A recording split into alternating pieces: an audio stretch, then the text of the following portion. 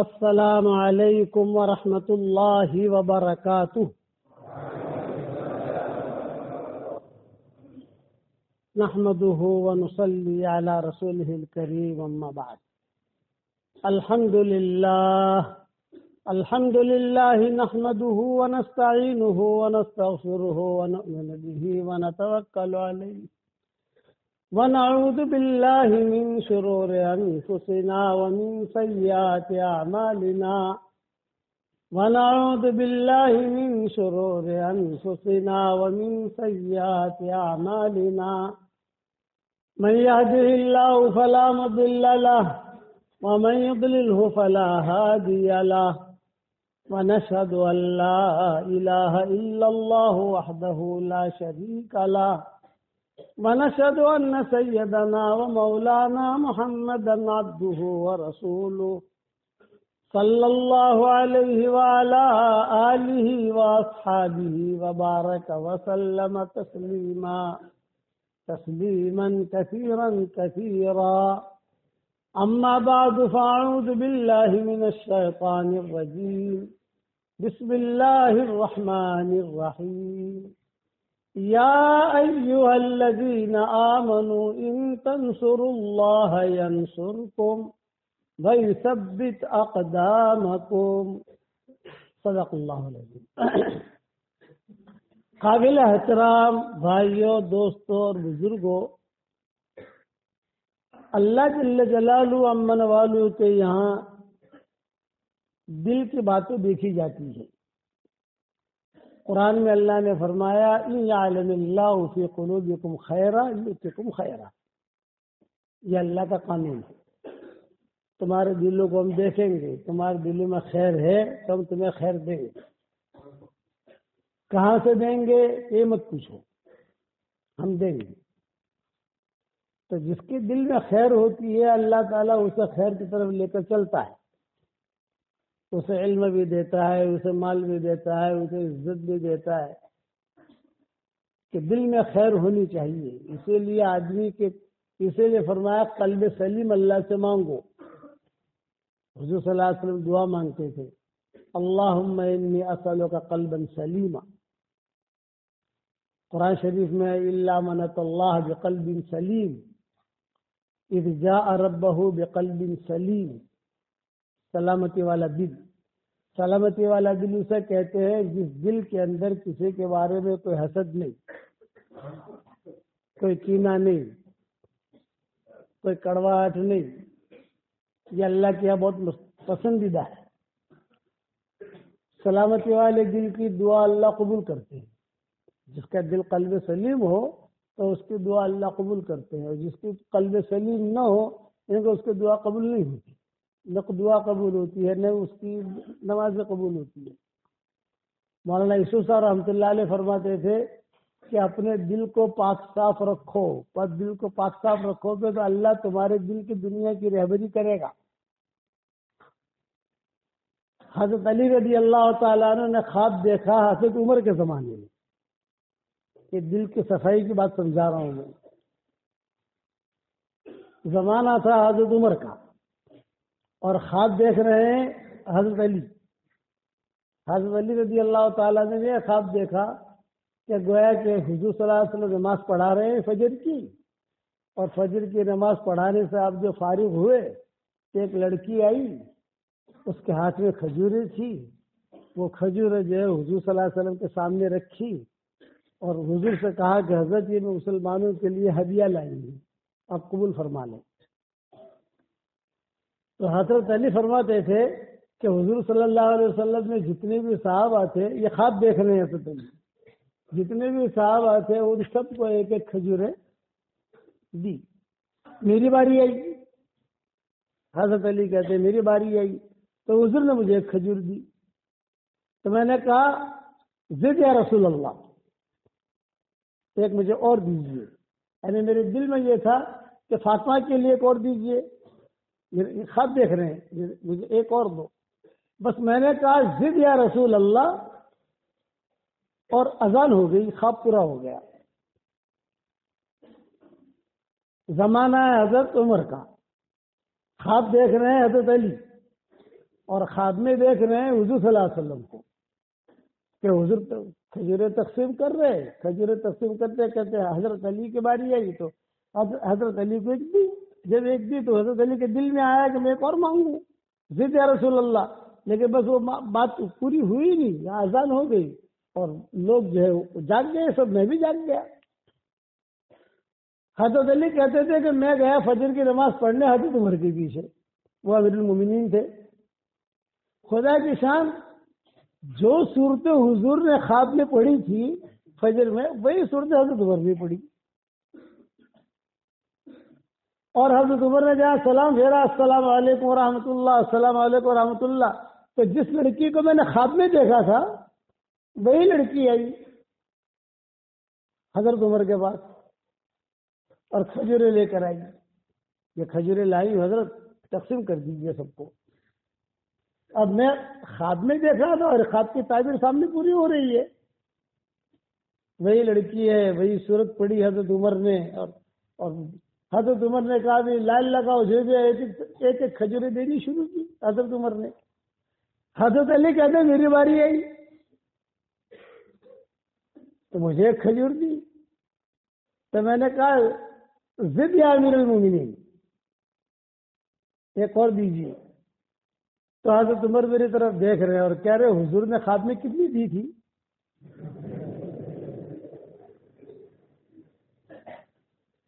اور حدیث کے الفاظ کیا ہے روایت کے؟ لو زیادہ زدنا، لو زیادہ زدنا، حضور زیادہ دیتے میں بھی زیادہ دیتا، حضور نے ایک دی میں دو کیوں دوں؟ تو حضرت علی کہنے لگے کہ حضرت میں نے یہ خواب دیکھا، میں نے کسی سے تذکرہ بھی نہیں کیا میں نے اس کا۔ آدمی عام طور سے خواب دیکھتا ہے تو سب سے پہلے اپنے فرشی حور کو کہتا ہے، جو فرشی حور ہوتی ہے نا اسے کہتا ہے کہ میں نے میں نے خواب دیکھا، میں نے کسی سے تذکرہ بھی نہیں کیا۔ حضرت فاطمہ کا تو سب انتقال بھی ہو چکا تھا، دور فاروق میں حضرت فاطمہ کہاں تھی؟ حضور کے انتقال کے بعد بھی رخصت ہو گئی تھی، بہت 6 مہینے میں حضرت فاطمہ سے 24 سال کی عمر تھی حضرت فاطمہ رضی اللہ تعالیٰ عنہ کی، اور انتقال ہو گیا تھا ان کا۔ تو مجھے تعجب ہوا کہ آپ کو کس نے اطلاع دی؟ سوال یہ، خواب دیکھنے والا میں نے کسی سے تذکرہ بھی نہیں کیا، کسی سے کہا بھی نہیں، اور یہ کیا معاملہ چلا ہے؟ یہ سمجھ میں نہیں آتی بات۔ اور حضرت عمر کی بات کہتے ہیں کھجور بھی دے رہے سب کو اور میری طرف دیکھ بھی رہے اور کہہ رہے لو زاد زدناک، لو زاد زدناک، حضور زیادہ دیتے تو ہم بھی زیادہ دیتے۔ تو میں تو وہاں کھڑا رہا۔ حضرت علی کہتے ہیں میں نے کہا کہ حضرت میں نے خواب دیکھا، کسی سے کہا نہیں، آپ کو کس نے کہا؟ تو حضرت عمر نے آخر میں ایک جملہ کہا وَمَن يُؤْمِن بِاللَّهِ يَهْدِ قَلْبَهُ، جس کے دل میں حقیقی ایمان ہوتا ہے اللہ اس کے دل کی دنیا کی رہبری کرتا ہے۔ وہی نہیں کہیں گے کہ حضرت عمر میں وہی نہیں آتی تھی، لیکن دل آدمی کا اگر پاک صاف ہے سمجھ لو کہ ساری خیر اس کے ہاتھ میں ہے، اور اگر دل پاک صاف نہیں ہے، کسی کے بارے میں حسد ہے، کسی کے بارے میں بغض ہے، کسی کے بارے میں کینہ ہے، کسی کے بارے میں یہ ہے، یعنی جسے کچرے والا دل کہتے ہیں، فرماتے تھے کبھی نیکیاں تو ملے گی لیکن عبادت قبول نہیں ہوگی۔ عبادت قبول کرنے کے لیے اللہ کا ایک ہی قانون ہے، اور وہ قانون کیا ہے؟ انما یتقبل اللہ من المتقین، تقوی والوں کا یہ ہم قبول کرتے ہیں۔ ہم نے عشاء کی نماز پڑھی اور دل میں کچرا بھرا ہوا ہے تو فرشتے کیا لکھے گا؟ یہ کہا بھی اس نے عشاء کی نماز پڑھ لی، نیکیاں مل جائے گی۔ ہماری شریعت میں نیکیاں کمانا بہت آسان ہے، قبول کرانا مشکل ہے، لیکن قبول جو ہے وہ اللہ تعالیٰ تقوی والوں کا ہی کرتے ہیں۔ نیکیاں ملنا یہ تو بہت آسان ہے، پڑھو میرے ساتھ ربنا اغفر لی ولوالدی وللمؤمنین یوم یقوم الحساب۔ دیکھو روایتوں میں آتا ہے کوئی آدمی مومنین مومنات کے لیے استغفار کی دعا کرے اس وقت میں جتنے مسلمان مرد اور عورتیں ہوں گی ان سب کے برابر اللہ اسے نیکیاں دے گا. ہمارے کھاتے میں نیکیاں آ گئی. کتنا آسان ہے. سبحان اللہ بحمدی 100 مرتبہ پڑھ لو تو سمندر کی جھاگ کے برابر گناہ ہوں گے تو اللہ انہیں معاف کر دے گا اور لاکھوں نیکیاں بھی ملیں گی. تو نیکیاں کمانا یہ بہت آسان ہے، لیکن ان نیکیوں کو قبول کرانا یہ مشکل ہے. اس کے لیے محنت کی ضرورت ہے، اور وہ ہوگا تقوی کے بغیر نہیں ہوگا. تقوی اللہ تعالیٰ سے مانگے. حضور صلی اللہ علیہ وسلم تقوی مانگتے تھے. اللہم آت نفوسنا تقواها وزکها انت خیر من زکاها انت ولیها ومولاها. حالانکہ حضور پورے میں 100% متقی تھے، نبی بغیر تقوی کے نہیں ہوتا، لیکن مانگتے تھے کہ اللہم انی آت نفوسنا تقواها، اے اللہ مجھے تقوی دے. اس لیے اپنی پڑھائی، اپنی محنت اگر قبول کرانی ہے تو اللہ تعالیٰ سے تقوی حاصل کرنا چاہیے. اچھا، پڑھنے والا بعض مرتبہ بہت کمزور ہوتا ہے تو اللہ کے وہ بھی نہیں دیکھا جاتا. پڑھانے والا کمزور ہوتا ہے وہ بھی دیکھا نہیں جاتا. اللہ کے یاد دل کی حالت دیکھی جاتی ہے. مکہ مکرمہ مدینہ منورہ میں ایک تاجر تھا، اس کا نام تھا اسلم. یہ پتھروں کا تاجر تھا، جیسے یہ فیروزہ ہے، عقیق ہے، اس کی تجارت تھی. یہودی تھا. وہ بعض نام یہودیوں کے ہیں جو حضور نے باقی رکھے. یہ زینب، یہ نام یہودیوں کا ہے، اوپر سے چلا آ رہا ہے. حضور صلی اللہ علیہ وسلم کو جو زہر دینے والی تھی، جس کی وجہ سے حضور کو زہر دیا گیا اور آپ صلی اللہ علیہ وسلم کا انتقال ہوا اور آپ کو تکلیف رہی، وہ لڑکی کا نام بھی زینب تھا. لیکن مدینہ منورہ میں زینب بہت تھی. آپ فرماتے تھے آئیے زینب. عبداللہ بن مسعود کی بیوی کا نام بھی زینب، حضور صلی اللہ علیہ وسلم کی بیٹی کا نام بھی زینب، حضور صلی اللہ علیہ وسلم کی بیوی کا نام بھی زینب. قصے آتے تھے تو حضور صلی اللہ علیہ وسلم حضرت بلال سے پوچھتے تھے تو تم زینب کا قصہ کہہ رہے ہو، لیکن کون سے زینب تو بہت ہے مدینہ میں. یہ اوپر کے نام حضور نے باقی رکھے.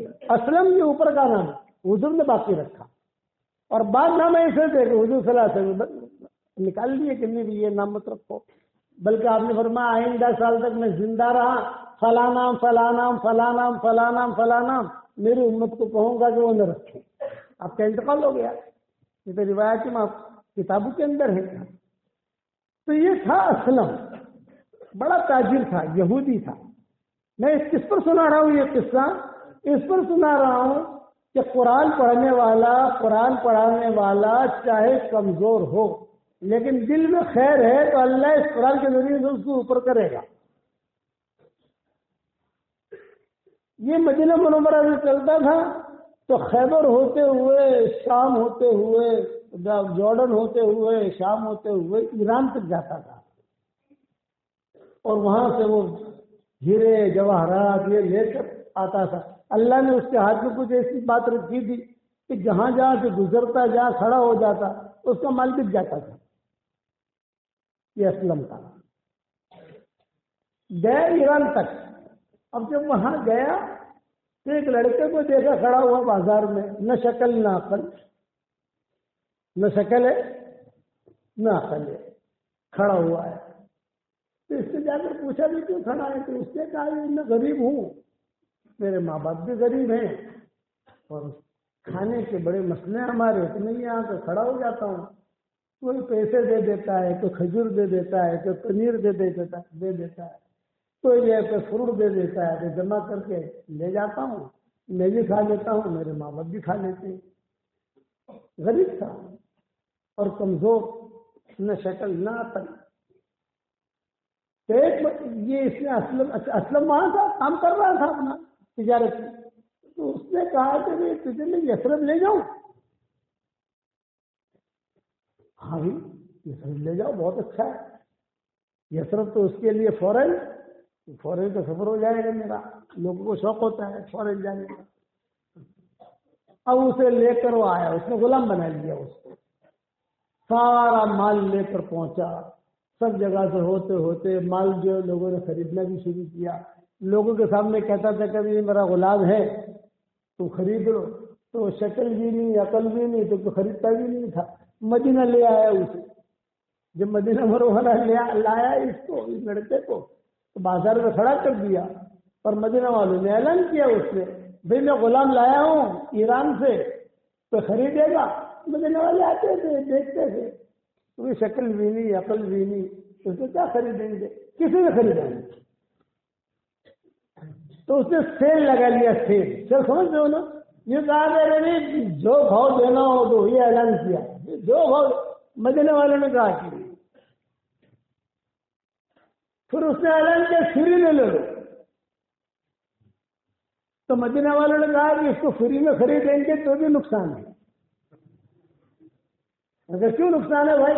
یہ تو کھانا تو کھلانا پڑے گا، کام تو کچھ کرے گا نہیں، تو کھانا کھلانا پڑے گا، یہ نقصان ہے. تو فری میں بھی کسی نے نہیں دیا. مدینہ منورہ میں ایک لڑکی تھی، اس کا نام تھا تثبیتہ. یہ کنواری تھی، یہ مالدار تھی یہ لڑکی مدینہ منورہ میں. وہ بھی روزانہ بازار میں آنا جانا میں دیکھتی تھی لڑکا کھڑا ہے کہ شکل بھی نہیں عقل بھی نہیں تھی. بیچاری جا کر کبھی پنیر دے دیا، کبھی کھجور دے دی، کبھی کچھ ہیلپ کر دی، کبھی دینار دے دیا، درہم دے دیا. ایک مرتبہ اس لڑکی نے اس سے پوچھا کہ تو ہے کون؟ تو اس نے کہا کہ میں غلام نہیں ہوں. وہ اسلم جو کھڑا ہے نا، اسلم، مدینہ والے پہچانتے تھے اسلم کو کہ بڑا تاجر ہے یہاں کا. وہ اسلم یہ مجھے لایا ہے وہاں سے اور مجھے کوئی لیتا نہیں. تو اس نے اسلم کو بلایا لڑکی نے، اسلم یہاں ہوا ہے، کہ یہ لڑکا دیکھے گا تو اس نے کہا فری. تو جان چھوڑانا چاہتا تھا، فری. ایک تثبیتہ نے کہا فری نہیں، پیسہ تم کتنے میں خریدا ہے تم؟ تو ان کے یہاں جھوٹ تو مسئلہ ہی نہیں ہے. تو اس نے کہا یہ ہے یہ ہے. تو لڑکی نے کہا تجھے کتنا پیسے چاہیے بول. ہمیشہ یاد رکھنا، جس کے دل میں خیر ہوگی تو اللہ اس کی پیشانی میں بھی خیر لکھ دے گا. اور دل گڑبڑ ہے تو آدمی جہاں کہیں پر بھی رہے وہ خیر پا ہی نہیں سکتا. ان عالم اللہ فی قلوبکم خیرا یؤتکم خیرا، اس پر یہ میرا مضمون چل رہا ہے. ان عالم اللہ فی قلوبکم خیرا یؤتکم خیرا، وعدہ اللہ کا. تو تثبیتہ نے کہا تجھے کتنے پیسے چاہیے؟ تو وہ اسلم نے کہا یار میں تو فری دیتا تھا، کوئی لیتا نہیں تھا. اور یہ لڑکا جو کھڑا کھڑا سن رہا ہے کیا نہ میری شکل ہے نہ میری عقل ہے، اور جو لوگ مجھے لیتے بھی نہیں ہیں، میں یہاں کھڑا ہوں. تو اس نے بھاؤ تاؤ کر کے پیمنٹ کر دیا اور اس لڑکے کو لے کے تثبیتہ اپنے گھر لے گئی اور اپنے گھر پر لا کے، چونکہ مالدار لڑکی تھی، کنواری بھی تھی، اس نے جو ہے کمرہ دے دیا. یہ کمرے میں رہ، یہی کھانا پینا، یہ میرا باغ ہے، ہمت ہو تو باغ میں جا کر کام کرنا، کھجورے لانا، یہ کرنا. اگر ہمت ہو، ہمت نہ ہو تو تجھے پنیر بھی مل جائے گا، دودھ بھی مل جائے گا، کھجورے بھی مل جائیں گی، پیسے بھی مل جائیں گے، ٹینشن مت لیجیے. تو یہ زندگی گزار، یہ خرید لیا اس نے. اب دیکھو اللہ تعالیٰ کا نظام چلتا ہے، ہمیشہ یاد رکھنا، دل میں خیر ہوگی تو اللہ خیر دے گا. ہمارے والد صاحب رحمۃ اللہ علیہ فرماتے تھے کہ ہم 1960 میں مصر گئے اور پہلی ہماری جماعت تھی مصر کی، ابا کہتے تھے، اور ہمارا بہن کوئی بھی سنتا نہیں تھا 1960 میں. میری 1955 کی پیدائش ہے اور 1960 میں ابا جو ہے وہ مصر گئے تھے. ابا کہتے تھے کہ مصر میں ہم گئے تو کوئی ہمارا بیان سنے نہیں. بس اتنا مصر میں مشہور ہو گیا قاہرہ میں کہ ہندوستان کے علماء آئے، ہندوستان کے علماء آئے، ہندوستان کے علماء آئے. وہ علماء عزت کرتے تھے بیچارے ہندوستان کے علماء، لیکن بیان میں کوئی بیٹھے، جماعت میں کوئی نکلے، کوئی مجمع ملے، کچھ بھی نہیں. تو ابا فرماتے تھے ہم لوگ بڑے پریشان ہوتے تھے اور میں ہی بیان کرنے والا تھا. ابا کہتے تھے بیان کرنے والا نہیں تھا، اب بیان کیا کروں؟ تو میں مصر میں کبھی قارون کا بیان کروں، کبھی فرعون کا بیان کروں، کبھی موسیٰ علیہ السلام کا بیان کروں. مصر کے مضمون کے مطابق لوگ جو ہے وہ آنے چلے جائیں. بڑی مشکل سے ہم نے 10-15 آدمی جمع کی. ابا کہتے تشکیل کر کے یہاں سے اب وہ عرب بیٹھے، کوئی پاؤں پھیلا کر بیٹھا ہے، کوئی یوں کر کے بیٹھا ہے، کوئی یا بیٹھا بیٹھا اپنا کوئی پان ان کے وہاں سے کھانے کی چیزیں کھا بھی رہا ہے، بیل بھی سن رہا ہے، وہ نام ایسا بول رہا ہے. اب میں نے کہا ان لوگوں میں کیا بیل کر رہے ہیں، ہندوستان میں سمجھ میں ہوتے ہیں، یہاں تو ہے ہی نہیں. تو ابا والد صاحب رحمۃ اللہ علیہ فرماتے تھے اللہ ان کی قبر کو روشن کرے، یہ کہتے تھے کہ ایک مرتبہ ایسا ہوا 10-15 آدمی جمع ہوئے تو ہمارے لیے عید.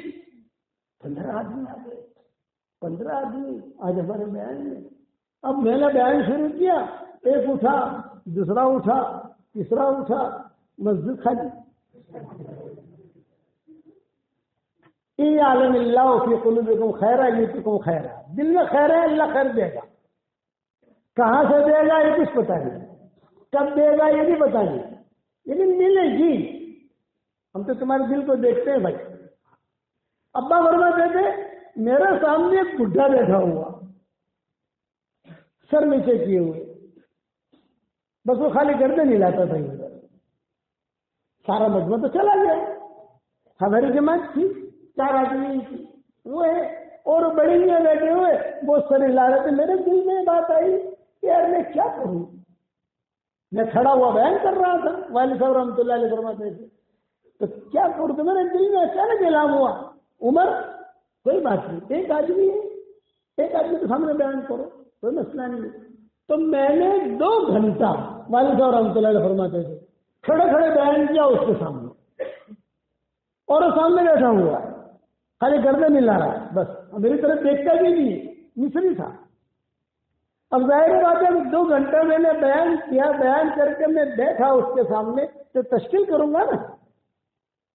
تو میں نے کہا کہ السلام علیکم امنا، کہا السلام علیکم ہوئے. میں نے کہا ہمارے ساتھ ہندوستان چلو 4 مہینہ.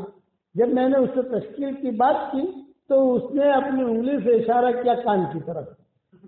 میں نے کچھ سنا نہیں. یہ ابا فرماتے تھے، یہ میرے والد صاحب ہمارے سامنے قصہ کہتے تھے. میرا دل ٹوٹا. ابا کہتے تھے کہ یار 2 گھنٹہ میں نے بیان کیا اس کے سامنے، اور جب میں نے تشکیل کی تو کان کی طرف اشارہ کر رہا ہے کہ میں تو سنا ہی نہیں. لیکن پھر بھی میں مایوس نہیں ہوا. میں نے کہا نہیں اس پر اکیلا ہے، گنگا بہرا، یہ ایک آدمی ہے مصر کا. ابا کہتے تھے ہم نے اس کے ساتھ اس پر محنت کرنی شروع کی، اس کو سمجھایا. جب عمومی اس کا ساتھ لے کے جاتے تھے، عمومی گش ایسا ہوتا ہے، خصوصی گش ایسا ہوتا ہے، سب کچھ کو سمجھایا کیا. اور پھر ہم لوگ وہاں سے جزائر چلے گئے، جزائر سے آگے چلے گئے تونس سے آگے چلے گئے فرانس سے آگے چلے گئے مراکش، مغربی اقصی، دار بیدا، تنجا، جتنے بھی وہاں کے جو بطن سارے کے سارے شخصاؤں اگادیر، یہ بڑے بڑے علاقے ہیں وہاں کے. ہمارے بھی سفر ہوئے ہیں وہاں الحمدللہ. اور سیدی مولا ادریس الاکبر، سیدی مولا ادریس الاصغر، یہ بڑے بڑے وہاں جگہیں ہیں مسلمانوں کے موروکو کے اندر. ہم وہاں چلے گئے، 1 سوا سال ہم نے لگایا. میں کس کو سنا رہا ہوں، دل میں خیر ہے اللہ خیر دے گا. ابا ورما کہتے ہیں کہ 1 سوا سال لگا کر ہم واپس آ رہے تھے تو ہم مصر سے ٹھہرے. جب مصر بھی ٹھہرے تو مصر میں تو کوئی اسٹیشن تھا ہی نہیں ہمارا، وہی بڈھا تھا. اس مسجد کا نام بھی ہم نے رکھا مسجد الاصم، گونگے اور بہرے کی مسجد. وہی مسجد کا ایڈریس معلوم تھا، کوئی ہمیں کوئی ملا نہیں. ہم جو مسجد میں داخل ہوئے تو بڑے میاں جو تھے وہ بیٹھے ہوئے اور ان کے سامنے 50 ساتھی بیٹھے ہوئے اور ہماری جماعت کے بارے میں مشورہ کر رہے تھے. حالانکہ بالکل گنگا تھا، اللہ نے اس سے کام لیا. بولے اس وقت سے لے کر جب ابا قصہ سنا رہے تھے نظام الدین نے، یہ کہہ رہے تھے کہ اب تک کوئی دن ایسا نہیں ہے کہ یہاں کوئی مصر کی جماعت نہ آئی ہو. روزانہ مصر کی جماعتیں آتی ہیں. ہمارے دل میں خیر تھی، اللہ نے ہمیں خیر دیا. اور کیسی خیر دی کہ مصر کا دروازہ اللہ نے کھول دیا، اس کے بعد ہم گئے نہیں سر. تو مصری نے کس سے سنا ہے آپ کے ابا مسجد میں ٹھہرے تھے، آپ کے ابا یہاں ٹھہرے تھے، یہاں ٹھہرے تھے. اور جتنی جماعتیں دنیا میں مصری کی جاتی ہے کسی ملک کی نہیں جاتی عربوں کے اندر. نہ حبشہ والوں کی جاتی ہے، نہ سوڈان والوں کی جاتی ہے، نہ مراکش والوں کی جاتی ہے، نہ سعودیہ والوں کی جاتی ہے. بولے آپ کے ابا کی محنت ہے کہ ایک آدمی پر محنت کی اور برابر جو ہے، حالانکہ ابا کہتے تھے کہ ایک تو سب چلے گئے، وہ دل ٹوٹا، دوسرا میں اکیلا بیان کرنے والا، دوسروں کو بیان کرنے والے تھے نہیں، مجھے اکیلے کو بیان کرنا پڑے۔ عربی جو ٹوٹی پھوٹی نہیں جانتا تھا، مذکر کو مؤنث کہتے ہیں، مؤنث کو مذکر کہتے ہیں، پہلے ہماری عربی ایسے ہوتی تھی کہ لیکن وہ بڑے میاں گئے جب اس نے کہا میں تو کچھ سنا ہی نہیں، تو مجھے تو پسینے نہیں نکلا، دانتوں میں پسینے آ گئے، مثال مشہور ہے کہ دانتوں میں پسینے آ گئے۔ میں نے سوچا کہ یا اللہ میں کیسے کام کروں گا ان لوگوں کے اندر، لیکن آج اسی وجہ سے آج جو خیر آ گئی وہاں۔ ہمیشہ یاد رکھنا کہ آدمی کے دل میں خیر ہوتی ہے تو اللہ اسے کبھی محروم نہیں کرتا، دیتا ہے۔ یہ تصویر ہے کہ دل میں خیر تھی، یہ لڑکے کو لے آئے، چل گئی، تیرا کوئی نہیں ہے، یہ تجھے سپورٹ کرتی تھی، میرے گھر میں رہ، کھا پی، مزہ کر، یہ کر وہ کر، اور زندگی گزرنے لگی۔ مکہ مکرمہ میں ایک بڑے تاجر تھے، ان کا نام تھا ابو حذیفہ، بڑے تاجروں میں تھے۔ یہ مدینہ منورہ آئے اور اس نیت سے آئے کہ مجھے مدینہ کی لڑکی سے شادی کرنی ہے۔ یہ تسمیہ بھی تاجرہ ہے اور ابو حذیفہ بھی تاجر ہے، اور وہ اس نیت سے یہاں مدینہ میں آئے کہ مدینہ منورہ میں حضور صلی اللہ علیہ وسلم بھی تشریف نہیں لائے۔ یہ آپ کی بعثت سے پہلے کی قصے ہیں کہ حضور صلی اللہ علیہ وسلم ابھی تشریف نہیں لائے، پیدا ہو چکے ہیں یہ، لیکن ابھی حضور کے بارے میں کوئی بات دنیا میں پھیلی نہیں ہے، لیکن یہ اللہ کا نظام چل رہا ہے۔ واللہ غالب علی امرہ ولکن اکثر الناس لا يعلمون، اللہ کا معاملہ غالب رہتا ہے۔ تو تثبیتہ ہے مدینہ میں، ابو حذیفہ ہے مکہ میں، اور عربوں میں یہ مشہور ہے کہ مکہ مکرمہ میں مرد غالب رہتے ہیں عورتوں پر، یہ کتابوں میں ہے، اور مدینہ منورہ میں عورتیں غالب رہتی ہیں مردوں پر۔ تو یہ اس ضد میں آئے کہ مدینہ منورہ میں عورتیں غالب رہتی ہیں، میں دیکھوں کیسا غلطہ ہے ان کا، سمجھ آئے کہ نہیں آئے؟ تو مدینہ میں آئے شادی کرنے کے لیے، تو اس وقت شادی کرنے کے لیے جب ترتیب ہوتی تھی دیکھنے کی، بازار ہوتا تھا۔ جیسے سلمہ کی شادی بھی جو ہوئی عبد المطلب کے والد کے ساتھ، وہ بازار میں دیکھا تھا، ان کا نام سلمہ تھا۔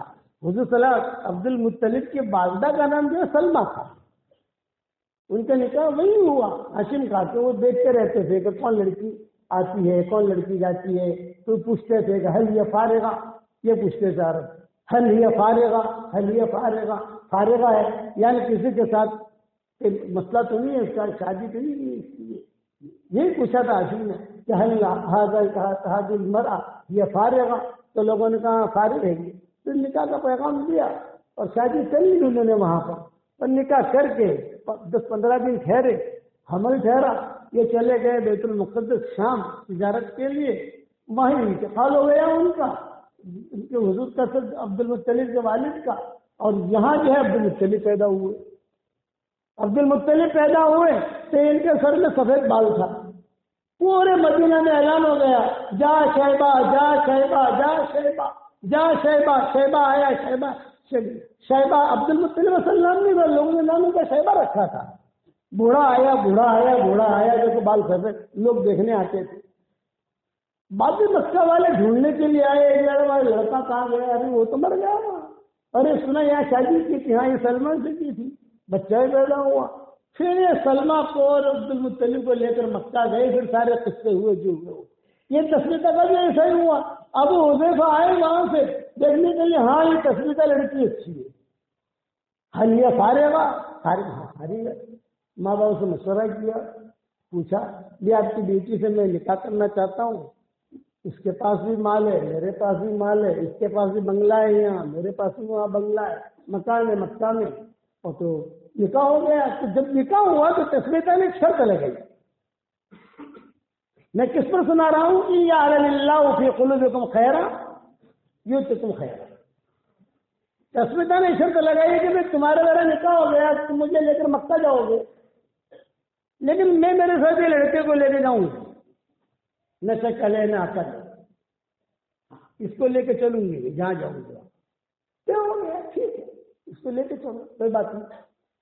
اب یہ 3 مکہ مکرمہ پہنچے، تسلیتا، یہ ایرانی لڑکا، نہ شکل نہ عقل، اور ابو حذیفہ مکہ مکرمہ پہنچے۔ اب مکہ مکرمہ جب پہنچے تو وہاں حضور صلی اللہ علیہ وسلم نے نبوت کا اعلان کیا۔ جب نبوت کا اعلان کیا تو سارے لوگ دیکھنے کے لیے آئے، لوگ دیکھنے کے لیے آتے، طفیل ابن عمرو دوسی آئے، ابو ذر غفاری آئے، یہ سارے کے سارے آئے جو قرب و جوار کے علاقوں میں رہتے تھے، وہ دیکھنے کے لیے آئے کہ کون ہے یہ آدمی جس نے نبوت کا دعویٰ کیا ہے، کوئی یہاں سے آیا کوئی وہاں سے آیا۔ تو یہ تصویر تھا، اور یہ ایرانی لڑکا اور ابو حذیفہ، یہ تینوں بھی حضور کو دیکھنے آئے۔ جب حضور صلی اللہ علیہ وسلم کو دیکھنے آئے تو چہرہ دیکھتے ہی سمجھ گئے کہ بھی یہ چہرہ جو ہے یہ تو سچوں کا ہے، جھوٹوں کا نہیں ہے، سچا چہرہ دیکھ کر ان کے دل میں اسلام آ گیا۔ جیسے تمیم داری حضور کا چہرہ دیکھ کر وہ مسلمان ہوئے۔ تمیم داری مکہ کے تو تھے نہیں، تمیم داری مدینہ تو تھے نہیں، تمیم داری تو جو ہے وہ تو شام میں رہتے تھے، صفورہ گئے تھے۔ صفورہ ایک بستی ہے جہاں کپڑے بنتے تھے، تمیم داری وہاں کے تاجر تھے، وہاں سے صفورہ کپڑا خریدتے تھے۔ اب بھی وہ بستی ہے وہاں، شام میں آپ جاؤ گے تو دیہاتوں میں آپ جاؤ گے، کیونکہ میرے سفر اس علاقے میں بہت ہوئے ہیں، تو صفورہ لکھا ہوا ملے گا۔ ہمارے یہاں تو لڑکیوں کا نام رکھتے ہیں صفورہ، اصل میں یہ ہے کہ وہ بستی کا نام ہے، وہاں کپڑے اچھے ملتے تھے۔ تو تمیم داری ہے وہ خریدنے کے لیے جاتے تھے، وہاں تجارت کرتے تھے۔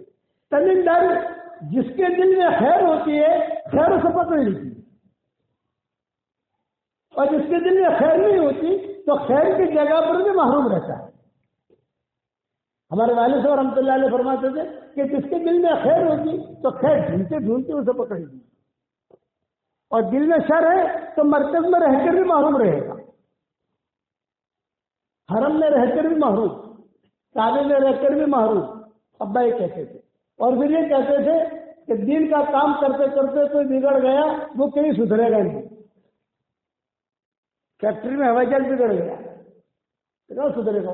تو یہ تمیم داری جو ہے یہ اپنے کپڑے کے لیے گئے تھے۔ تمیم داری خود کہتے تھے میں رات کو سوتا تھا، جنت مجھے سونے نہیں دیتے تھے، جنت میرا انگوٹھا پکڑ کے ہلا دیتی ہے،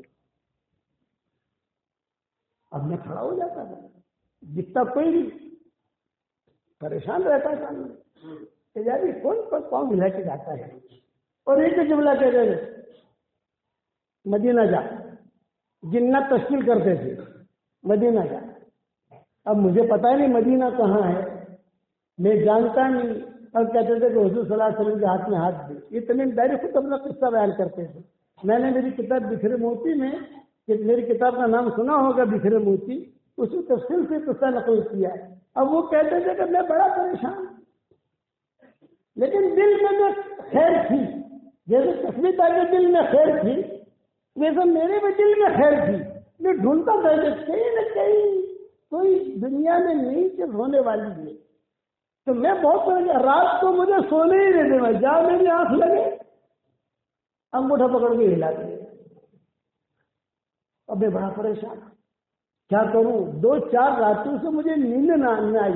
آدمی کو نیند نہ آنے تو آدھا پاگل ہو جاتا ہے۔ تو میں وہاں پادری جی کے پاس گیا، جو پادری تھے بڑے بڑے رحمان، ان کے پاس جا کر میں نے کہا کہ سر بات یہ ہے کہ میں تو یہاں رہتا ہوں، اور کچھ لوگ آ کر جو زور زور سے کہتے ہیں اذهب الى المدینہ، اذهب الى المدینہ، اذهب الى المدینہ، مدینہ کی طرف جا، مدینہ کی طرف جا۔ مجھے معلوم نہیں ہے مدینہ کیا ہے۔ اذهب الى محمد، اذهب الى محمد، مجھے پتا نہیں ہے محمد کون ہے، یہ کیا؟ تو پادری سے انہوں نے کہا کہ صحیح ہے، یہ جنات کی بھی تشکیل کر رہے ہیں، تو مدینہ جا، وہاں ایک نبی آئے ہیں، ان کا نام محمد احمد ہے، تو دائیں بائیں مت دیکھ، تو سیدھا وہاں پہنچ جا، وہاں پہنچ کر اسلام قبول کر، اب اسلام آ گیا ہے دنیا کے اندر، تو وہاں جا۔ یہ پادریوں نے کہا۔ اور جب پادریوں نے بھی کہا تو میں اور پریشان ہوا، ارے گھر بار چھوڑ کر کیسے جاؤ اتنا لمبا سفر؟ اتنا تو پتہ چل گیا ہے کہ حجاز جانا ہے مجھے، اور وہاں کھجور کے درخت ہیں اور وہاں پہاڑیاں ہیں، لیکن کہاں شام اور کہاں وہ بہت لمبا سفر ہے. ہمارے 2-3 مرتبہ سفر ہوئے اس پٹری کے اوپر. لپوجک میدان کہیں دور دور تک. وہ ڈرائیور کہے کہ دیکھو بھائی 5 گھنٹے کے بعد جو پانی ملے گا, جسے پانی پینا ہو تو پیشاب کرنا ہو کچھ ہو تو فوراً یہیں فارغ ہو جاؤ. 5 گھنٹہ گاڑی چلے گی, اس کے بعد پانی ملے گا آگے. ہم جب سفر کرتے تھے, اب تو اللہ تعالیٰ نے سہولتیں کر دی, اور وہ دور تو اور دور تھا. تمیمداری کہتے ہیں کہ مجھے بڑے پادری نے کہا کہ میں سمجھ رہا ہوں کہ تو پریشان ہے, تو تاجر ہے کپڑوں کا, اور کپڑے تم نے خرید بھی لیے ہیں, یہ سارے کپڑے یہاں کسی کو دے دے تو مدینے کا سفر کر. میں نے ٹھان لیا مدینہ جانا ہے مجھے, اکیلا کیسے جاؤں, یہ بھی مسئلہ ہے. اچھا پھر دل کے اندر یہ بات آئی کہ مدینہ منورہ جاؤں, جب اللہ کے نبی ہیں تو کوئی ہدیہ لے کے جاؤں, خالی ہاتھ کیسے جاؤں. یہ تمیمداری کہتے تھے. تو میں گیا بازار میں, کیا خریدوں, پیسہ تو تھا ان کے پاس, کیا خریدوں. تو کنڈلی ملے مجھے, لالٹن کہتا نا اپنا گجراتی میں, لالٹن کنڈلی ملی. ارے ہاں یہ بہت اچھی ہے, یہ بہت اچھی. میں نے کہا اس کا کیا بھاؤ ہے, یہ بھاؤ ایک دے دو, اس کا کیا بھاؤ, یہ بھاؤ. ایسا کر کے میں نے 5-6 لالٹینیں لی. اب وہ جو تاجر تھا وہ ہوشیار تھا, اس نے کہا تو کہاں لے جا رہا ہے اس کو, مدینہ. ارے یہاں شام سے مدینہ لے جائے گا, بھلے مجھے لے جانی ہے, سنبھال کے لے جاؤں گا میں. تو یہ تو بغیر تیل کے نہیں چلے گی, تیل خریدنا پڑے گا. وہ دھندا کرنا چاہتا تھا کہ کسی اعتبار سے دھندا ہو جائے گا تیل کا بھی. میں نے کہا تو فکر مت کر, خالی مجھے لالٹینیں دے دے یا کنڈیلیں دے دے, میں تیل کا میں انتظام کر لوں گا. یہ کہہ کر میں نے خرید لیا. اب کہتے تھے تمیمداری, اکیلا چلا کھجوریں لے کر, اور تو وہ تھا نہیں, لمبا سفر. اس زمانے میں کوئی لوکیشن تو تھا ہی. تو جناتوں کی دعوت پر یہ مسلمان ہوئے تھے نا, یہ تو جنات نصرت کی جماعت بن کر آتے تھے میرے پاس. نصرت کی جماعت سمجھے, ایک دن کے بعد کوئی فروٹ لے آوے, ایک دن کے بعد کھجورے لے آوے, پانی لے آوے. میں تو کھاتے پیتے لوگوں سے پوچھتے تبوک پہنچا, تبوک سے پھر گیا خیبر پہنچا, خیبر سے مدینہ منورہ پہنچا. لوگوں سے پوچھا کہ جی کیا نام ہے اس گاؤں کا, مدینہ. ہاں, مجنون کا خواب پورا ہو گیا, مجنون کا خواب پورا ہو گیا. اللہ فی قلوبکم خیرا یؤتکم خیرا. کہاں شام ہے اور کہاں صفورہ ہے اور کہاں کپڑے ہیں, کیا ہے, اور یہ ان کے اندر کی خیر لے کے مدینہ پہنچ لیجیے. میں نے لوگوں سے پوچھا کہ یہاں محمد احمد نامی کوئی آدمی ہے؟ ہاں ہے. کہ کہاں ہے؟ یہ مسجد ہے. مسجد میں چلا گیا. مسجد بھی چھوٹی سی, اس وقت میں مسجد میں لائٹ بھی نہیں ہوتی تھی, چراغا بھی نہیں ہوتا تھا, اور کھجور کے پتوں کی مسجد تھی. پانی گرے تو پانی بھی نیچے آ گئے, بچھو بھی بہت ہوتے تھے وہاں, سانپ بھی چلتے تھے, یہ میں دیکھتا تھا. تمیمداری کہتے ہیں کہ میں پہنچا, وہاں پہنچنے کے بعد ایک طرف بیٹھ گیا. میرے بال بھی لمبے, میرے ناخون بھی لمبے ہو گئے, کپڑے بھی میلے, سب کچھ بڑا پریشان حال. مدینہ والوں نے دیکھا کہ کوئی مسافر آیا ہے, تو مدینہ والوں نے خدمت کی. حضور صلی اللہ علیہ وسلم مدینہ میں ہی تھے, اور میں بیٹھا رہا دیکھتا رہا کیا ہو رہا ہے. تو میں نے ایک آدمی سے پوچھا, یہاں محمد احمد نامی کوئی آدمی ہے اس جگہ پر؟ ہاں ہے. کہاں؟ کہ دیکھو ابھی وہاں سے نکلیں گے اور نماز پڑھانے کے لیے آئیں گے. مغرب کا وقت تھا, مغرب کی نماز پڑھانے کے لیے آئیں گے, تم دیکھتے رہنا. بس میں بیٹھا رہا دیکھتا رہا. اذان ہوئی, اذان بھی سنی, اب پہلی مرتبہ اذان سنی تمیمداری میں. دیکھتا رہا تو حضور صلی اللہ علیہ وسلم نکلے. حضور جب نکلے تو حضور کا چہرہ دیکھتے ہی اسلام میرے دل میں داخل ہو گیا. تسلیتا اور ابو حذیفہ اور وہ ایرانی لڑکا, وہ بھی کہتے تھے کہ حضور کا چہرہ دیکھتے ہی ہمارے دل میں اسلام آ گیا. تو تمیمداری کے قصہ پہلے سنا دوں, تسلیتا والا بات میں پورا کروں گا انشاءاللہ. تمیمداری کہتے ہیں جب میں نے حضور صلی اللہ علیہ وسلم کو دیکھ لیا, میں نے کہا کہ یہ سچے کا چہرہ ہے, جھوٹے کا نہیں. حضور صلی اللہ علیہ وسلم نے نماز پڑھائی مغرب کی. مغرب کی نماز پڑھانے کے بعد میں ہمت کر کے چلا گیا آپ کے پاس. آپ نے فرمایا ابھی کہاں سے آئے ہو؟ فرمایا جو شام سے آئے ہیں. اچھا کیوں آئے ہو؟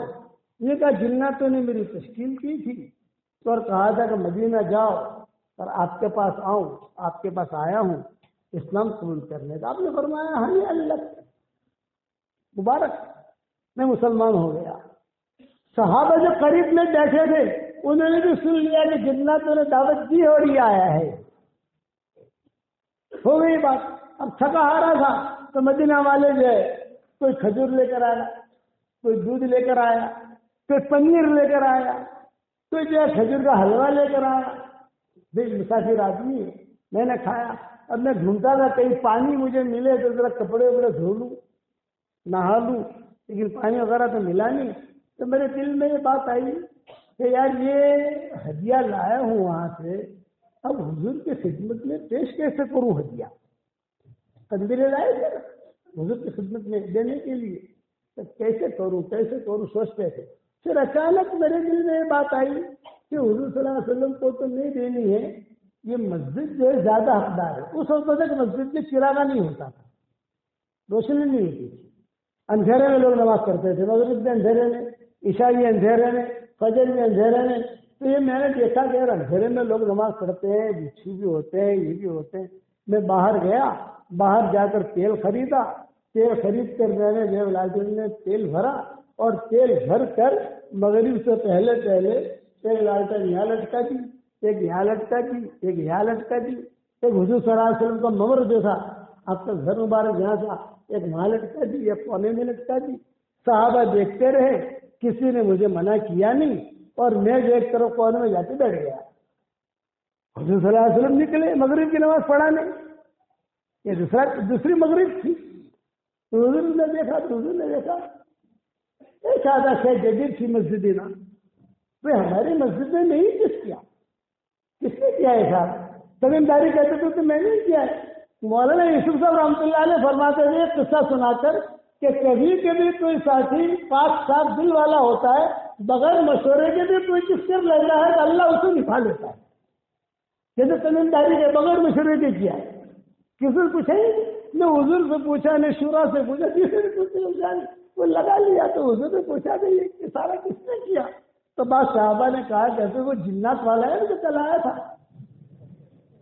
سمجھ گیا نا، اس نے کیا. تمیمداری کہتے ہیں کہ میں اتنا تو سمجھ گیا کہ پتہ نہیں صحیح کیا ہے غلط کیا ہے، لیکن کچھ گڑبڑ ہے. گزشتہ رات تو تھا نہیں، روشنی تھی نہیں، اور یہ جو ہے آج روشنی ہوئی ہے، کچھ مسئلہ ہے. اب حضور صلی اللہ علیہ وسلم نے مغرب کی نماز پڑھائی.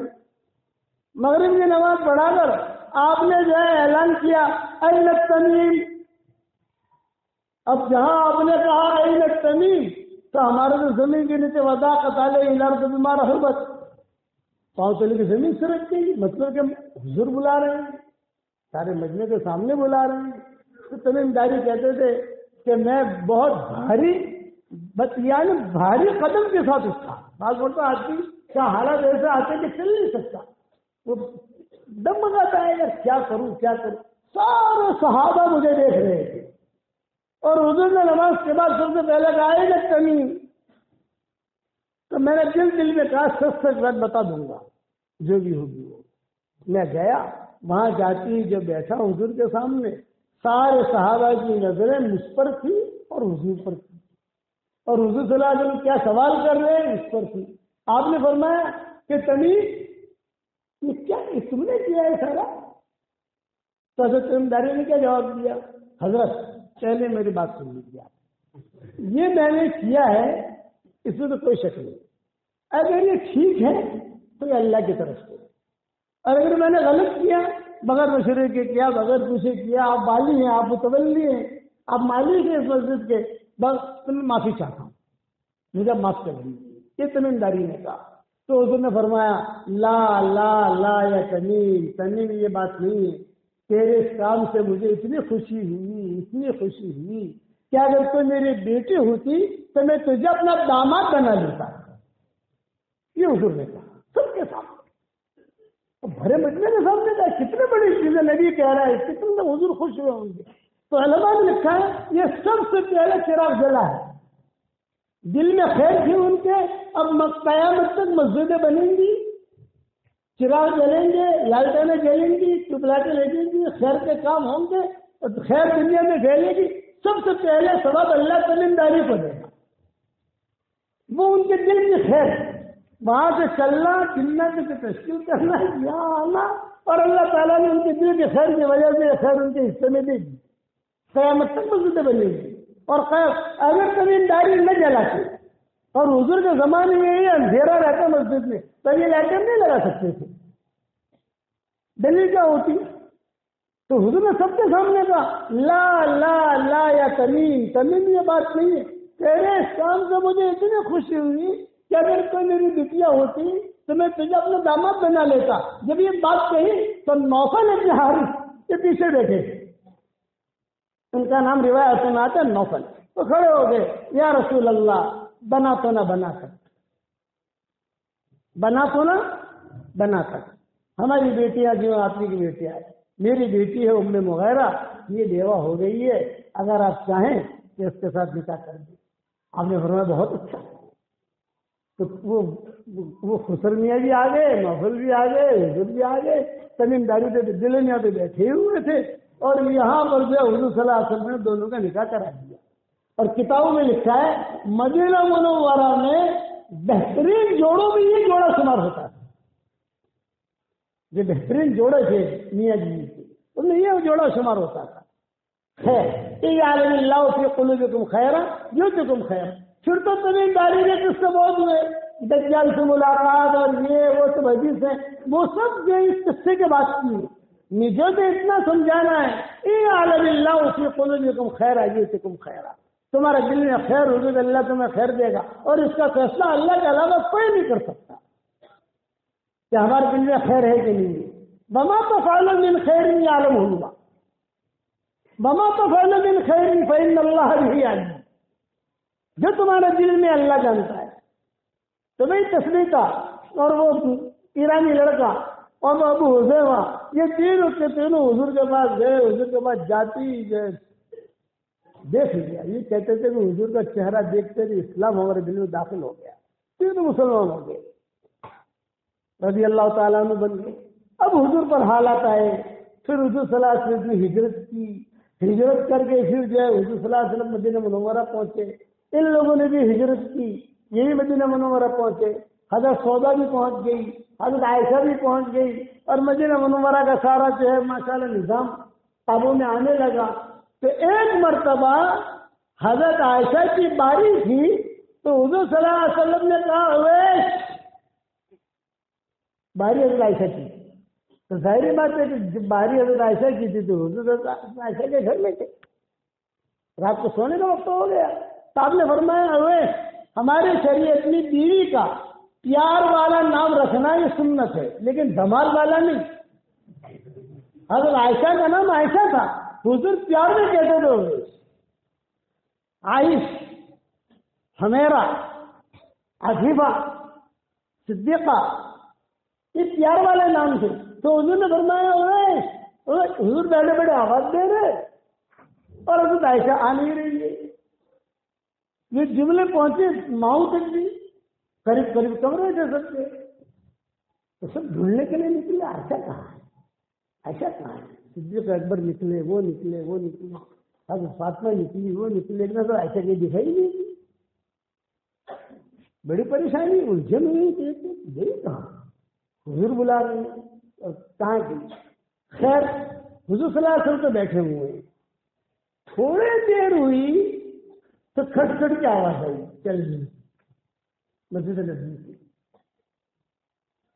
تو دیکھا کہ کوئی آ رہا ہے، حضرت عائشہ کی، اور روتے ہوئی آ رہی ہے، اپنے اوڑھنے سے اپنا چہرہ پوچھتے ہوئے روتے ہوئے جو ہے وہ آ رہی ہے۔ حضور نے دیکھا، حضور نے کہا جذبات میں کیا ہوا ہے، کیوں رو رہی ہے، کیا بات ہے؟ تو حضرت عائشہ نے کہا کہ حضرت میں مسجد کے کونے میں بیٹھی تھی، ایک لڑکا ہے تو اتنا اچھا قرآن پڑھ رہا ہے کہ میں پیچھے بیٹھی بیٹھی بس روتی ہی رہی اور سنتی رہی، اور میری رائے یہ ہے حضرت آپ بھی میرے ساتھ چلیں۔ حالانکہ آپ کا رات کے لباس تھا. یہ کمرے کا گھر کا لباس الگ ہوتا ہے نا, مجلس کا لباس الگ ہوتا ہے, آپ کا رات کا لباس تھا. حضرت عائشہ نے حضور کا ہاتھ پکڑ کر حضور کو بھی لے گئی. اچھا, وہ پڑھنے والے لڑکے کو پتا نہیں ہے کہ پیچھے کون بیٹھا ہے, وہ تو اپنے نماز میں پڑھ رہا ہے قرآن, اور حضور صلی اللہ علیہ وسلم بھی پیچھے بیٹھے, حضرت عائشہ بھی بیٹھی, حضور بھی سننے لگے, حضرت عائشہ بھی سننے لگی, اور آپ کی آنکھوں میں بھی آنسو آئے, اور وہ اپنا لے گئے, اسے کچھ پتا نہیں ہے پیچھے کون بیٹھا ہے, کہ ماں بیٹھی ہے, حضور بیٹھے. پھر حضور صلی اللہ علیہ وسلم نے جملہ کہا, یہ فرمایا اللہ کا شکر ہے کہ اللہ نے میری امت میں ایسے لوگ پیدا کیے ہیں کہ جن کی آواز اتنی اچھی ہے قرآن پڑھنے, جن کی آواز اتنی اچھی ہے. وہ لڑکا کون تھا؟ وہی ایرانی لڑکا تھا, سالم مولا حذیفہ. یہ سالم مولا حذیفہ بنے, جو آپ نے سنا ہوگا سالم مولا حذیفہ, سارے قاریوں کے امام, سارے جتنے قرہ ہیں ان سب کے امام, یہ سالم مولا حذیفہ. ان کی اصل تاریخ یہ سالم مولا حذیفہ بنے ہیں بعد میں جا کر. یہ تھے سالم مولا حذیفہ, نہ شکل نہ عقل, کوئی دیکھنے کے لیے تیار نہیں, کوئی پکڑنے کے لیے تیار نہیں, کوئی رکھنے کے لیے تیار نہیں. لیکن یہ خیر تسبیحہ کے حساب میں آگے تسبیحہ کے حساب میں اسی نے خریدا, وہی لے گئی, اسی کے لیے شادی کی.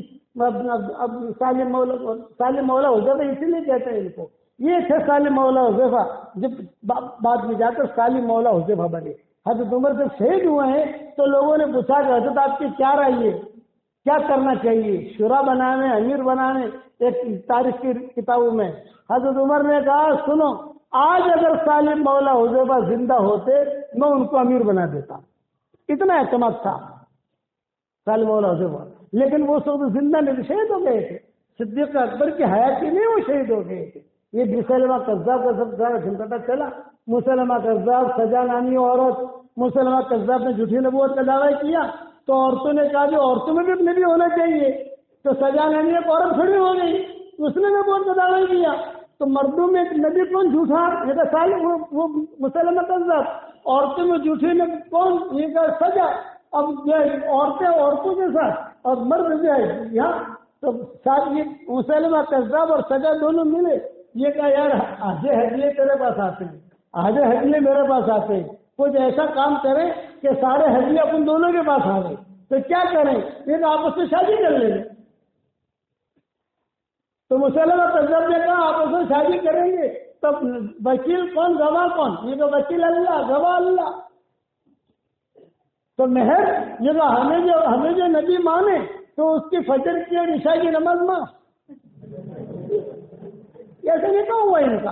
دیکھنا تاریخ میں ملا کیا ہے. میرے بھائی صاحب رحمۃ اللہ علیہ تو جھم جھم کے مرتبہ بیان کرتے تھے, ایسا تو نہیں کہا ہوا ان کا.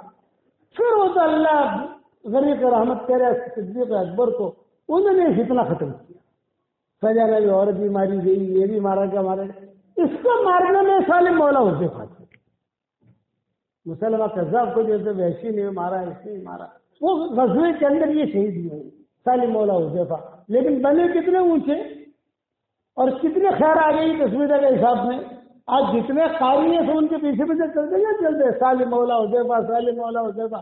آپ تاریخ کے اندر دیکھو سب جو ان کے پیچھے پیچھے چل رہے. اس لیے ہمیشہ یاد رکھنا, بات تو میں اسی پر ختم کرتا ہوں, یعلم اللہ فی قلوبکم خیرا یؤتکم خیر. تمہارے دلوں میں خیر ہوگی تو اللہ تمہیں خیر دے گا. کہاں سے دے گا یہ تو پوچھو ہی مت. جنت کے ذریعے سے اللہ خیر دے گا. حضور صلی اللہ علیہ وسلم کے یعنی جنتوں نے اسلام کو دعوت دی. یہ ہے نا, کل قبیلۃ من سلیم کلھا هلك الانیس وعاشاہ المسجد اودا دماغ وکان یعبد مرۃ قبل الكتاب الى النبی محمد ان الذي ورث النبوة والهدى بعد ابن مریم من قریش مہتدی. یہ جنتوں کی دعوت. عباس ابن مرداد السلمی بہت بڑا قبیلہ تھا. عباس ابن مرداد السلمی 400 گھرانے تھے.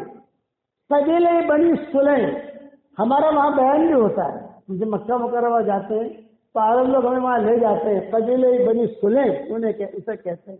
بہت دور ہے, مین روڈ سے کافی اندر اندر اندر پہاڑیوں میں اس کا نام ہی قبیلہ بنی سلیم. تو وہاں یہ قبیلہ رہتا تھا. یہ بیٹھے ہوئے سب سوئے ہوئے اور پہاڑوں میں سے آواز آ رہی ہے, بت میں سے آواز آ رہی ہے اور پورا قبیلہ سن رہا ہے. کیا کہہ رہے ہیں؟ قبیلۃ من سلیم کلھا ہلک الانیس وعاش اہل المسجد. قبیلہ بنی سلیم کو کہہ دو کہ تمہارا غمخوار دوست یعنی بت وہ ختم ہو گیا, اب تو مسجد والوں سے چلے گی, اب تو مسجد والوں سے چلے گی. للقبیلۃ من سلیم کلھا هلك الانيس وعاش اهل المسجد اوضع دماد وكان يعبد مرة. دماد اس بت کا نام تھا. اوضع دماد اي اترك دماد اوضع دماد وكان يعبد مرة قبل الكتاب الى النبي محمد صلی اللہ علیہ وسلم. دماغ کو چھوڑ دو, اس کی تو پوجا پاٹ کی جاتی تھی حضور صلی اللہ علیہ وسلم کو نبوت ملنے سے پہلے. اب تو انہیں نبوت مل گئی ہے, اب نبی کی بات مانو, قرآن وقت کی ترتیب پر چلو. تو عباس ابن مرداد نے کہا کہ ایڈریس تو دے کہاں پر ہے یہ. تو بت نے ایڈریس دیا. میرے والد صاحب رحمۃ اللہ علیہ فرماتے تھے اخلاص کے ساتھ دین کا کام کرو گے اور دل کی صفائی کے ساتھ کرو گے تو ان کے ایٹم بموں میں سے چلنے کی آوازیں نکلیں گی. کیا بچے اوضع دماد وكان يعبد مرة قبل الكتاب الى النبي محمد. اب ایڈریس ذرائیے.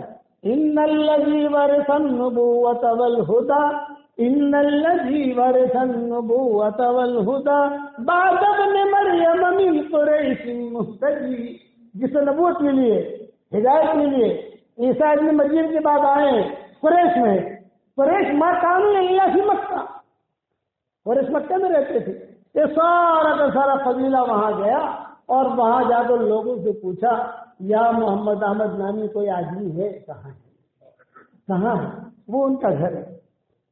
یہ عباس بن مرداد السلمی یہ آگے بڑھے اور دروازہ کھٹکھٹایا. ابھی دروازہ کھولا نہیں حضور نے, بس یہ ہاتھ جیسے یہ دروازہ ہے بس ان کا ہاتھ یہاں تک پہنچا ہے, دروازہ کھٹکھٹ نہیں کیا ہے, یہاں تک پہنچا.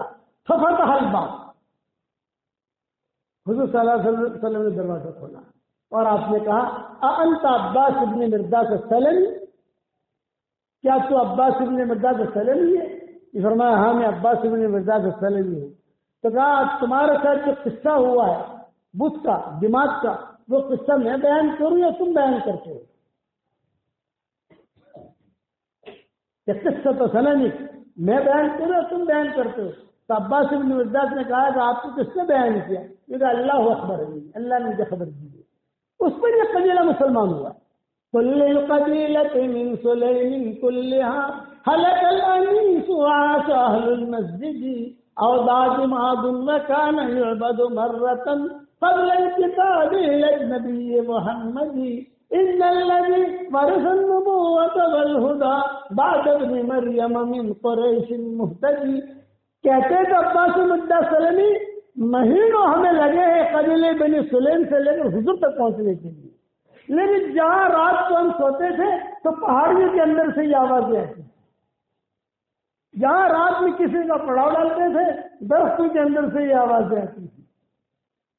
ہم حضور کو ڈھونڈنے کے لیے بیتاب تھے کہ دیکھیں. پھر حضور نے خود نے کہا تمہارا وہ قصہ جو ہوا ہے میں بیان کروں تم بیان کرتے ہو. آپ کو کس نے کہا؟ اللہ نے کہا. پورا کا پورا قبیلہ مسلمان ہو گیا. یعلم اللہ فی قلوبکم خیرا یؤتکم خیرا. دل میں خیر رکھو گے انشاءاللہ. اس لیے علم حاصل کرنا ہے, علم بہت بڑی دولت ہے, لیکن علم کے ساتھ ساتھ اپنا معاملہ بھی اللہ کے ساتھ کلیئر رکھو. واتقوا اللہ یعلمکم اللہ. علم کا تقوی کا جوڑ ہے. اريد ان اكون اعلم الناس قال له اتق الله تكن اعلم الناس. ایک صحابی نے 25 سوال کیے تھے, یہ دوسرے موتی میں نے لکھے, 4 جلد میں 5 جلد, اب تو 13 جلدیں آ گئی, خود ہمیں بھی پتہ نہیں کیا لکھا ہے. پہلا سوال یہ تھا اريد ان اكون اعلم الناس قال له اتق الله تكن اعلم الناس. تقوی اختیار کر, سب سے بڑا عالم تو ہی تو ہوگا. تقوی اختیار کرو گے انشاءاللہ. زبانوں کی حفاظت, زبان کا میٹھا بول جو لوگوں کے دلوں کو جوڑ دے, یہ کروڑوں مخلوق پر بھاری ہے. اور زبان کا کڑوا بول جو لوگوں کے دلوں کو توڑ دے یہ کروڑوں گناہوں پر خالی ہے۔ زبان کا میٹھا بول، اساتذہ کا احترام، کتاب کا احترام، درسگاہ کا احترام، اور جو ہے اپنی کتابوں کا احترام، جس سے علم حاصل کیا ہے ان کا احترام۔ میرے والد صاحب رحمۃ اللہ علیہ کو میں نے دیکھا، ہمارے گھر میں پہلے تنگی بہت تھی۔ ایک افغانستان کے شیخ تھے، شیخ عبدالحفیظ، یہ ہمارے گاؤں میں پڑھانے آئے تھے۔ تو ہماری دادی کو کہتے تھے کہ ہماری دادی کا نام مریم تھا، تو کہا کہ مریم یہ لڑکا مجھے دے دو تم، ہمارے والد صاحب کو۔ تو ہمارے گھر میں کھانا پینا تھا نہیں، تو ہماری دادی کہتی تھی کہ کھانا پینا کچھ ہے نہیں، اچھا ہے کہ لڑکا لے جائے۔ تو وہ عبدالحفیظ جو ہے یہ لے کر گیا ہمارے والد کو پڑھنے کے لیے دیوبند، اور وہاں قریب میں ان کے بستی میں گھر تھا، تو وہاں ابا جاتے تھے، آتے تھے، جاتے تھے، آتے تھے۔ اللہ تعالیٰ نے پھر ابا کو عروج دیا، جب ابا کو عروج دیا تو والد صاحب رحمۃ اللہ علیہ فرماتے تھے کہ بیٹا یونس، مجھے میں نے عبدالحفیظ کے ذریعے سے علم ملا، لیکن اللہ نے جب مجھے ساری دنیا میں پہنچایا، میری آواز پہنچائی، سب کچھ اللہ تعالیٰ نے میرے ساتھ کیا، تو میں کبھی بھی جب بھی وہاں سے گزرتا ہوں قریب سے ان کی قبر پہ جاتا ہوں اہتمام سے۔ اور چونکہ حضرت جی کے ساتھ ہمارا سفر ہوتا ہے، حضرت جی کے ساتھ سفر ہونے کی وجہ سے قافلہ ہوتا ہے، تو میں جلدی سے اتر نہیں سکتا، لیکن پتہ چلا کہ حضرت کے گاؤں کے قریب سے گزر رہا ہوں، تو حضرت سے صرف اتنا کہتا کہ حضرت میرے استاد کا گاؤں یہ ہے، آج ان کے لیے مغفرت کی دعا کر دیجیے۔ تو بیٹھے بیٹھے کہتے کہ اللہ ان کی مغفرت کرے۔ وہاں انعام الحسن صاحب رحمۃ اللہ علیہ بولے ایک مرتبہ میں سویا ہوا تھا اور یہی میرے استاد خواب میں آئے، اور خواب میں آ کر کہا کہ عمر، میں نے تجھ کو پڑھایا اور تجھے گٹھامن سے اٹھا کر یہاں لایا دیوبند، اور تو نے یہ علم حاصل کیا، اب اللہ تعالیٰ نے تجھے جو ہے دنیا کا استاد بنایا ہے، تو ساری دنیا میں جاتا ہے، تو مجھے حج تو کرا دے۔ میں نے حج نہیں کیا، بس جو یہ کہا خواب میں آ کر، پھر میں نے ان کے لیے حج بدل کا انتظام کیا۔ میرے والد صاحب رحمۃ اللہ علیہ فرماتے تھے، اتنا استاد کا احترام کرتے تھے ہمارے والد صاحب۔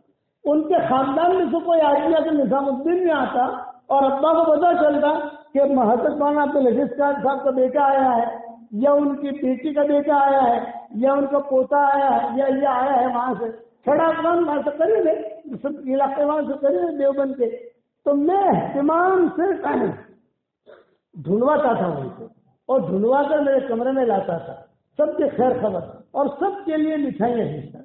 استاد کا احترام اس لیے آپ بھی کرو گے، استاد کا احترام انشاءاللہ، اساتذہ کا احترام کرو۔ اور ہمارا دعوت کا کام سدا بہار ہے، سب جگہ الحمدللہ دعوت کا کام ہو رہا ہے۔ جب بھی اللہ آپ کو فارغ کرے، جب بھی آپ سال لگا، اب جب اللہ تعالیٰ آپ کے علم نافع عطا فرمائے، فارغ ہو جاؤ، سال کے لیے نکلو، کبھی 3 چلے کے لیے نکلو، یعنی دعوت کے کام میں جتنا ہو سکے، جیسا ہو سکے آدمی اپنے آپ کو لگاؤ گے انشاءاللہ۔ اب ایک ہدیہ دیتا ہوں، قبول کرو گے انشاءاللہ بھائی؟ ارے بتاؤ تو صحیح یار، 10 مرتبہ سورہ اخلاص پڑھ لو، جنت میں ایک محل تیار ہو جاتا ہے۔ 20 مرتبہ پڑھو، 2 محل تیار ہو جاتے ہیں۔ 30 مرتبہ پڑھو، 3 محل تیار ہو جاتے ہیں۔ ہماری شریعت کتنی آسان ہے، اکل کنواں میں اتنا آسانی سے گھر ملتا ہے؟ ارے بتاؤ تو صحیح، یا جہاں جہاں کنواں اتنا آسانی سے ملتا ہے؟ حضرت عمر سے حضور صلی اللہ علیہ وسلم نے کہا تھا، عمر 10 مرتبہ سورہ اخلاص پڑھ، جنت میں تیرے لیے ایک محل تیار ہو جائے گا۔ حضرت عمر نے کہا کہ حضرت 10 مرتبہ پڑھوں اور ایک محل؟ آپ نے فرمایا ہاں۔ حضرت عمر نے کہا اذن لا استکثر یا رسول اللہ، پھر تو میں بہت محل بناؤں گا۔ آپ نے فرمایا جتنا بنانا ہو بنا، تو بناتے تھک جائے گا، اللہ دیتے نہیں تھکے گا۔ تو میں آج کل کہتا ہوں 313 مرتبہ پڑھنے کی آدمی عادت ڈالی، اس کے لیے آپ کو وقت فارغ کرنے کی ضرورت نہیں ہے۔ آپ یہاں سے جاتے جا رہے ہو 25 مرتبہ پڑھ لیا، وہاں سے آ رہے ہو 25 مرتبہ پڑھ لیا، پھر جو دوسری جگہ جا رہے ہو 10 مرتبہ پڑھ لیا، ٹکڑے کر کے پڑھو، اس کے بعد انشاءاللہ جو دعا مانگو گے اللہ آپ کی دعا قبول کرے گا۔ روزانہ 313 مرتبہ پڑھو تو 31 بنگلے تیار ہو جائیں گے۔ کتنے بھائی؟ 31۔ اور کوئی انکم ٹیکس والا آپ کو فون نہیں کرے گا۔ ارے دنیا میں 2 بنگلے بنا لو تو انکم ٹیکس والے فون شروع ہو جاتے اور بالکل تیار ملیں گے آپ کو۔ ایک ڈاکٹر نہیں ہے ہمارے شکاگو میں، احمد آباد کے ڈاکٹر نے شکاگو میں، اس نے مجھے کہا کہ حضرت جی جب سے میں نے سنا ہے 10 لاکھ مرتبہ میں نے سورہ اخلاص پڑھا ہے. آپریشن کرتے کرتے بھی سورہ اخلاص پڑھتی ہوں، ڈرائیونگ کرتے کرتے بھی ایک ہسپتال سے دوسرا ہسپتال، دوسرے سے تیسرا ہسپتال جاتی ہوں تو میں جو سورہ اخلاص پڑھتے پڑھتے جاتی ہوں. 10 لاکھ مرتبہ پڑھا. 5 لاکھ تو میں نے آپ کو ہدیہ کر دیا مجھے، اور 5 لاکھ میں نے میرے لیے رکھا. لیکن تو ابو جی بتائیے محل ملیں گے؟ میں نے کہا کروڑوں مرتبہ قسم کھا کے کہتا ہوں اللہ محل ملے گا. مسند احمد کی حدیث ہے، صحیح حدیث ہے. اب ظاہر بات ہے آدمی کے دل میں کیا آتا ہے، ارے اتنے محل جنت میں تیار ہو گئے تو بھاڑا بھاڑا بھی آئے گا کہ نہیں آئے گا؟ گجراتی اور پنجابی ان کو بھاڑوں کا بہت فکر رہتا ہے. بھاڑا بھاڑا تو نہیں آئے گا، اتنے گھر کریں گے کیا؟ ارے جب جنت میں جائیں گے انشاءاللہ مشورہ کر لیں گے، لیکن ملے گا ضرور. اور ایک بات اور کہتا ہوں، رات کو نیند نہ آئے نا تو جنت میں محل بناتے بناتے سو جاؤ. بھائی رات کی جو دعائیں ہیں وہ تو ہے ملے گا. اب نیند نہیں آ رہی، اب یوٹیوب پر کھیل رہا ہے، یہ دیکھ رہا ہے وہ دیکھ رہا ہے، یہ چکر میں کہاں پڑنے کا؟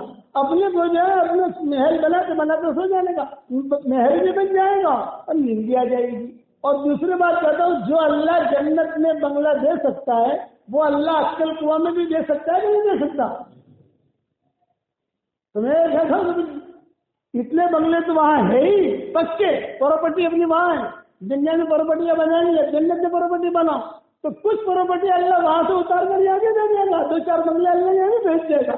جو اللہ جنت میں دے سکتا ہے عقل کو میں نہیں دے سکتا. بھائی کرو گے انشاءاللہ بھائی.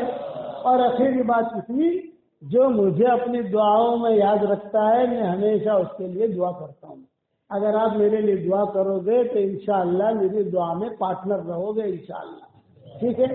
زبان کی حفاظت کرو، زیادہ بولو مت، اساتذہ کا احترام، اور اللہ تعالیٰ سے علم نافع مانگو اور اپنے دل کے اندر خیر رکھو. ایک جملہ یاد رکھنا ہے، ان یعلم اللہ فی قلوبکم خیرا یؤتکم خیرا. اللہ تعالیٰ ہم سب کو عمل کرنے کی توفیق عطا فرمائے. دعا کرو.